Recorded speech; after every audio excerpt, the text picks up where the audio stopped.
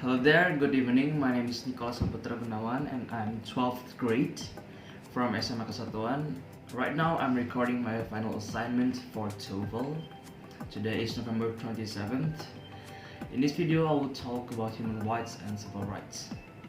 For people who don't understand what is human rights and civil rights and why do we have them, generally I can explain it for you. But before we get into this topic, I have to remind you that everything I discuss here is all based from my opinion and I gather it based on the facts that I found from the internet. Human rights are thought of as the most fundamental things every person on earth can have. Also, these rights are said to cover the necessities of human existence. Human rights were officially created post-World War II to prevent the horrors of Nazi regime reoccurring. Some examples of rights afforded to everyone equally include the right to and the right to be protected from torture. These rights are absolute in nature and for that reason cannot be varied by any state. However, there are 16 so-called human rights in total, and some of these rights are known as qualified rights. Qualified rights can be varied in certain circumstances. Now, what is civil rights and why do we have them? Okay, this is kind of hard to explain, but I will try as hard as I could. Conversely, we are entitled to certain civil rights by virtue of being a citizen of a certain country, nation, or even state. Civil rights are in place to protect citizens from discrimination and to grant them certain freedoms in that nation. For example, due process and free speech could both be described as civil rights. Civil rights, therefore, are decided between the governing bodies in certain states and the citizens. Other examples include the right to vote, freedom of religion, and freedom from arbitrary arrest. In this way, civil rights tend to protect a citizen's freedom to do things. So, are there similarities? Yes. For example, as highlighted above, the vast majority of human rights are qualified rights, meaning your protection under the right can depend on certain factors. For example, the right to marry can be conditional on national laws on marriage. This makes the qualified human rights.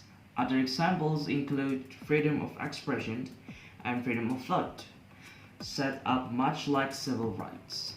Best example of any practical difference between civil rights and human rights is prisoners. Prisoners are entitled, like all human beings, to fundamental human rights like freedoms. However, they are stripped of some civil or qualified rights like freedom to move and their right to vote.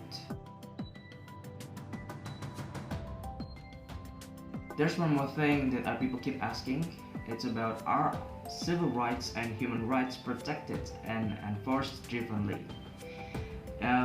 Human rights are universally protected in all countries, but they are internationally protected via international law.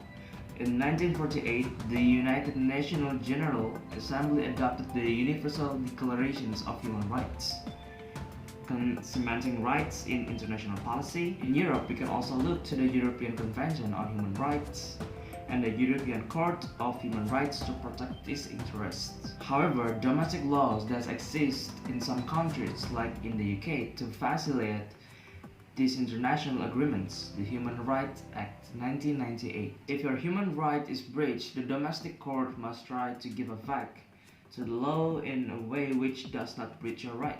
So yeah, that's it, all information I have about human rights and civil rights in general. I hope now you guys can make a difference between them. But if you pay attention to our country, especially for me, I live in Indonesia, and based from my opinions, Indonesia has a good knowledge of human rights, but it is not being carried out as well because seeing the large number of crime rates, they are increasing nowadays.